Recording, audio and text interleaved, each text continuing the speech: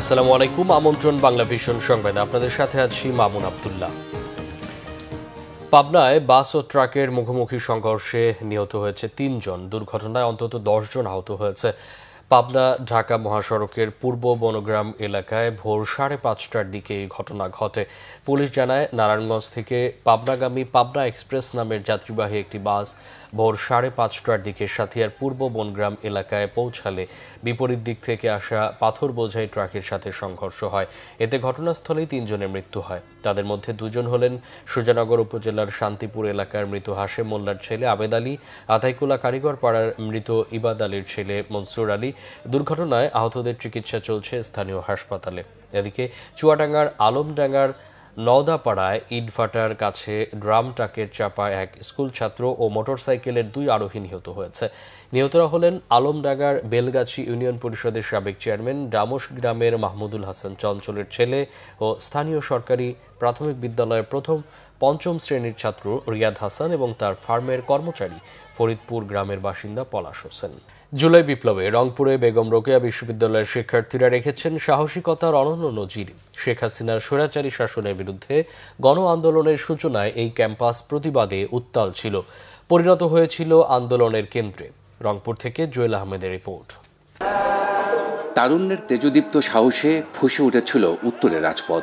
স্বৈরাচারী সরকারের অনুগত পুলিশ বাহিনীর গুলির মুখেও শিক্ষার্থীরা পিছু হাঁটেনি। হাসিনা সরকারের পতনের পর বিশ্ববিদ্যালয়ের প্রশাসনও নেয় দৃঢ় অবস্থান। আওয়ামী ছাত্র সংগঠনের দোসর ও ক্যাম্পাসে দমন পীড়নের হোতাদের শনাক্ত করে বহিষ্কার করা হয়। গঠিত হয় তদন্ত কমিটি। যখন আমরা একসাথে স্লোগান দিচ্ছি তুমি কে আমি কে রাজাকার রাজাকার, তখন ছাত্রলীগের গুটি কয়েক ছাত্র, ধরেন হলে কতজন ছিল সে সময় 200 থেকে 250 ছাত্র, তারা তখন একপাক্ষিকভাবে স্লোগান দিচ্ছিল তুমি কে আমি কে বাঙালি বাঙালি। তো এখানে দেখেন আমরা আমাদের অধিকার নিয়ে আমরা নামছি। আমরা যখন মশাল মিছিল নিয়ে ক্যাম্পাসে ঢুকি, যে আমাদের যে লাইব্রেরি মোড়টায় আছে, সেই লাইব্রেরি মোড়টা সকল শিক্ষার্থীর অবস্থান নেই এই পাশটাই রাস্তার, আর রাস্তার ওই পাশটাই মোড়ের ওইখানে হচ্ছে ছাত্রলীগ যারা ছিল, ছাত্রলীগ সবাই হচ্ছে লাঠি সোটা সহ হচ্ছে অবস্থান নেয়। নতুন বাংলাদেশ আমরা পেলাম, বৈষম্যহীন বাংলাদেশ আমরা প্রত্যাশা করছি। নতুন প্রশাসন পেলাম, বিশ্ববিদ্যালয়ের আমাদের ভিসিও পরিবর্তন হইল, কিন্তু যে আসামিরা যারা ছিল তারা এখনো ধরাছোঁয়ার বাইরে, তাদেরকে এখনো গ্রেপ্তার করা হচ্ছে না। আমাদের স্বাধীনতা খর্ব হয়েছিল। আমরা আশা করব এই ধরনের পরিস্থিতির আর পুনরাবৃত্তি হবে না এবং আমরা ফ্যাসিস্ট মুক্ত ক্যাম্পাস চাচ্ছি। সাধারণ শিক্ষার্থীরা চাওয়া পাওয়া আবু সাইদ ভাইয়ের নামে কিছু দৃশ্যমান কিছু কাজ হোক এবার বেগম রোকেয়া বিশ্ববিদ্যালয়ে। বিশ্ববিদ্যালয়ের উপাচার্য জানান, গণতন্ত্র রক্ষায় আহত ও শহীদদের কাছে কর্তৃপক্ষ দায়বদ্ধ। আবু সাইদের থিমটাকে আমরা বাস্তবায়ন করতে চাচ্ছি। এই বিশ্ববিদ্যালয়ে আর কোনো অন্যায় ঘটনা যাতে না ঘটে, বৈষম্য যাতে না ঘটে, সেটার জন্য আমরা বদ্ধপরিকর।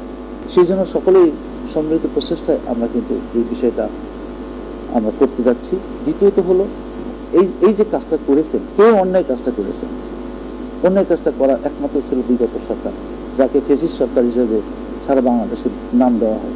সেই ফ্যাসিস্ট আর যাতে বিশ্ববিদ্যালয় মাটিতে না ঘটে, আমরা সকলের নিকট এই বার্তাটা দিয়েছি। ফ্যাসিস্ট বিরোধী গণ অভ্যুত্থান দমাতে আওয়ামী লীগের হয়ে অবস্থান নেয়া 2 শিক্ষক, 7 কর্মকর্তা কর্মচারী সহ 71 জনের বিরুদ্ধে প্রশাসনিক ও আইনানুগ ব্যবস্থা নেওয়া হয়েছে।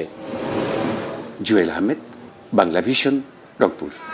এবার বর্জ্য ব্যবস্থাপনায় অভিজ্ঞতা অর্জনে বিদেশ ভ্রমণের নামে 1 কোটি টাকা লোপাটের অভিযোগ উঠেছে গণপূর্ত অধিদপ্তরের বিরুদ্ধে। অভিযোগ রয়েছে আজিমপুরে সরকারি আবাসন নির্মাণ প্রকল্পে নানা অপ্রাসঙ্গিক ও অপ্রয়োজনীয় ব্যয়খাত দেখিয়ে সরকারি অর্থ নয়-ছয়ের নির্দিষ্ট সময়ে কাজ শেষ না হয়ে ব্যয় বেড়েছে বছর বছর। এদিকে সরকারি প্রকল্পে অযাচিত বরাদ্দ বন্ধের তাগিদ টিআইবির। ওবায়দুল্লাহ মামুনের রিপোর্ট।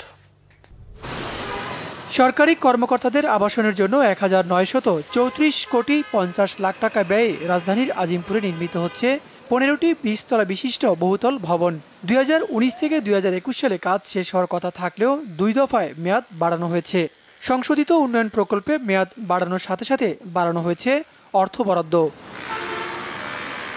পুরো প্রকল্পে অযাচিত অপ্রয়োজনীয় ব্যয়ের পাশাপাশি অপ্রাসঙ্গিক কিছু খরচ দেখানোর অভিযোগ রয়েছে। বর্জ্য ব্যবস্থাপনার উপর অভিজ্ঞতা অর্জনে বিদেশ ভ্রমণের নামে 1 কোটি টাকা, কর্মকর্তাদের মিটিং বাবদ 20 লাখ টাকা সম্মানী, কর্মকর্তাদের গাড়ির জ্বালানি বাবদ 15 লাখ টাকা বরাদ্দ রাখা হয়েছে, যার পুরোটাই লোপাট হয়েছে বলে অভিযোগ।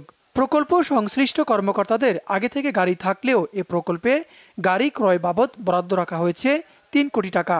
কলোনি এলাকায় পুকুর থাকা সত্ত্বেও নতুন করে জলাশয় উন্নয়নের নামে 7.5 কোটি আর বৃষ্টির পানি সংরক্ষণাগার নির্মাণে 6 কোটি টাকা ব্যয় হয়েছে। কোনো কোনো ক্ষেত্রে সংশোধিত ডিপিপিতে ব্যয় বাড়ানো হয়েছে স্বাভাবিকের চেয়ে 2 থেকে 3 গুণ। একই সঙ্গে কিছু ক্ষেত্রে কাজের পরিধি কমানো হলেও অর্থ সমন্বয় করা হয়নি বলে অভিযোগ উঠেছে প্রকল্প সংশ্লিষ্টদের বিরুদ্ধে। এ বিষয়ে বক্তব্য চাইলে কথা বলতে রাজি হননি গণপূর্তের প্রধান প্রকৌশলী সহ প্রকল্প সংশ্লিষ্ট কর্মকর্তারা। দেশের উন্নয়ন প্রকল্পে ইউরোপ আমেরিকার চেয়ে প্রায় 3 গুণ বেশি ব্যয় খাত দেখানো হয় বলে জানালেন টিআইবির নির্বাহী পরিচালক। এই যে বিদেশ ভ্রমণ প্রকল্পের সাথে যুক্ত, তার কোনো টেকনিক্যাল বা সায়েন্টিফিক কোনো ভিত্তি অনেক সময় থাকে না। যেটা হয় যে বড় জোর কিছু মানুষকে সুযোগ সুবিধা দেওয়ার জন্য, তাদেরকে ব্যক্তিগত সুবিধা অর্জনের জন্য এই ধরনের সুযোগটা তৈরি করা হয় এবং এটা অত্যন্ত অযৌক্তিকভাবে এবং রাষ্ট্রীয় অর্থ অপচয় করে এই সুযোগটা নেওয়া হয়। একইভাবে প্রকল্প বাস্তবায়নের জন্য গাড়ি অপরিহার্য, কিন্তু গাড়ি কোন কয়টি গাড়ি, কোন মাত্রায়, কোন মাপের গাড়ি, কোন মূল্যের গাড়ি, এই বিষয়গুলো কিন্তু অনেক সময় এক ধরনের জালিয়াতি প্রতারণার মাধ্যমে নির্ধারিত হয়। সরকারি প্রকল্পে অযাচিত ও অপ্রাসঙ্গিক ব্যয়খাত বন্ধের তাগিদ সংস্থাটির। অবকাঠামো উন্নয়নের ক্ষেত্রে যেই প্রতি ইউনিট যে ব্যয় হয় বাংলাদেশে, সেটি আমাদের পার্শ্ববর্তী দেশগুলোর তুলনায় প্রায় কোনো কোনো ক্ষেত্রে 10 গুণ 12 গুণ বেশি।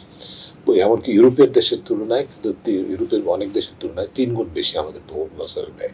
যে এই যে একটা অবস্থা সৃষ্টি হয়েছে, যেটা আমরা অ্যাফোর্ড করতে পারি না, এটা জনগণের অর্থে এটাকে বন্ধ করতে হবে অবশ্যই। ওবায়দুল্লাহ মামুন, বাংলা ভিশন, ঢাকা। শেষমেশ কংগ্রেসের 2 কক্ষে স্বল্প ব্যবধানে জয় নিশ্চিত করেছে প্রেসিডেন্ট ডোনাল্ড ট্রাম্পের বহু আকাঙ্ক্ষিত বিগ বিউটিফুল বিল। এতে কর অব্যাহতি, ব্যয় সংকোচন, অভিবাসী দমনে রাষ্ট্রীয় তহবিলের বাস্তবায়নের মতো বিতর্কিত পদক্ষেপে আর বাধা রইল না। বিগ বিউটিফুল বিলটি স্থানীয় সময় বৃহস্পতিবার প্রতিনিধি পরিষদে তোলা হলে ব্যাপক তর্ক বিতর্কের পথ বেয়ে 4 ভোটের ব্যবধানে উতরে গেছে। এর পক্ষে 218 আর বিপক্ষে 214 ভোট পড়ে। বিলটি এতটাই বিতর্কিত যে নিজের দল রিপাবলিকান পার্টির জনপ্রতিনিধিদের সমর্থন পেতে ঘাম ছুটে যায় ট্রাম্পের। এর আগে মঙ্গলবার কংগ্রেসের উচ্চকক্ষ সিনেটে ভোটাভুটিতে পক্ষে বিপক্ষে সমান 50 ভোট পড়লে টাই ভাঙতে পক্ষে ভোট দেন ভাইস প্রেসিডেন্ট জে.ডি. ভ্যান্স। এতে 1 ভোটের ব্যবধানে পাশ হয় বিগ বিউটিফুল বিল। কষ্টসাধ্য এই জয়ে উচ্ছ্বসিত প্রতিক্রিয়া দিয়েছেন মার্কিন প্রেসিডেন্ট ট্রাম্প। বলেছেন, এতে দেশ এখন রকেট জাহাজে চড়ে বসবে।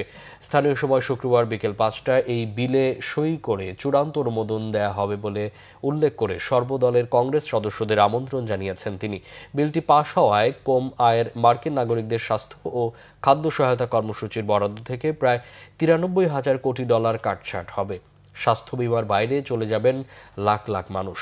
বরাদ্দ কমবে সামাজিক নিরাপত্তা কর্মসূচিতে, বরাদ্দ বাড়বে সামরিক সক্ষমতা বাড়ানো আর অভিবাসী ধরপাকড় নিয়ন্ত্রণ ও বিতরণ কর্মসূচিতে।